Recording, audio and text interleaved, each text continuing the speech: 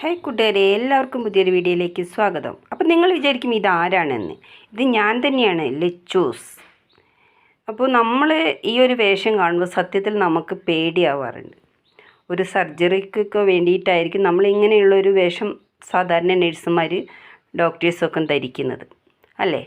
പക്ഷേ ഇത് നമ്മൾ സർജറി കഴിഞ്ഞ വ്യക്തിയെ കാണാൻ പോകുമ്പോഴും നമ്മൾ ഇതേപോലൊരു വേഷം നമ്മളെ ധരിപ്പിക്കാറുണ്ട്.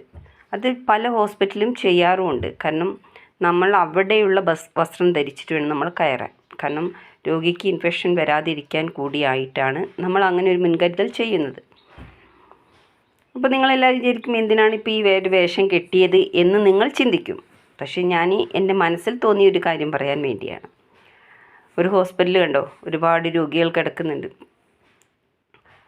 അപ്പോൾ ഇത് സർജിക്കൽ വാർഡല്ല, ഇതേപോലെയൊക്കെ കിടക്കുന്നുണ്ടോ. അപ്പോൾ നമ്മൾ ആ ഒരു ഹോസ്പിറ്റലിൽ നമ്മൾ എത്തിച്ചേരുമ്പോൾ ചെയ്യേണ്ട കുറേ മര്യാദകളുണ്ട്, കുറേ കാര്യങ്ങൾ നമ്മൾ മനസ്സിലാക്കാണ്ട്.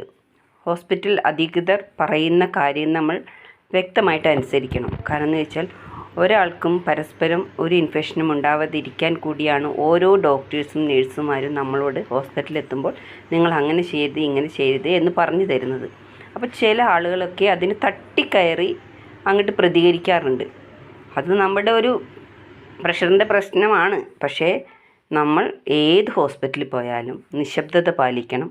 അതുപോലെ തന്നെ നമ്മൾ അവിടെയുള്ള രോഗികളുമായിട്ട് കൂടുതൽ കമ്മ്യൂണിക്കേഷൻ ഇല്ലാതിരിക്കുന്നതായിരിക്കും ഏറ്റവും നല്ലത്.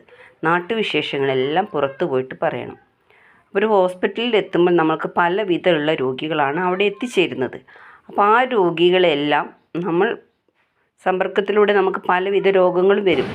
അതുകൊണ്ട് എല്ലാവരും ശ്രദ്ധിക്കുക.